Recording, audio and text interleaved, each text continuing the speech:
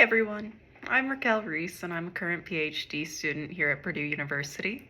I'm originally from Chicago and I'm currently working on reinforced concrete design.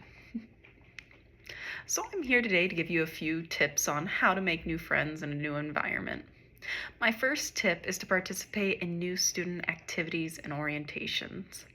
Here at Purdue, we have new Student Orientation Week, where the departments will help students get accustomed to their new environment.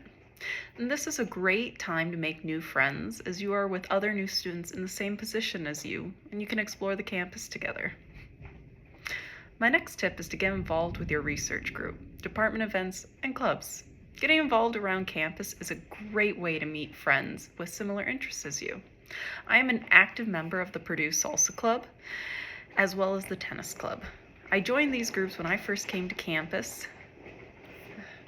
My next tip is to get involved with your research group, department events, and clubs. Getting involved around campus is a great way to meet friends with similar interests as you.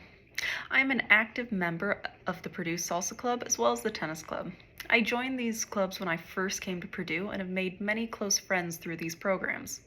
And don't worry if you feel like you won't be able to join any clubs. Supporting your other research group students is a great way to make friends as well.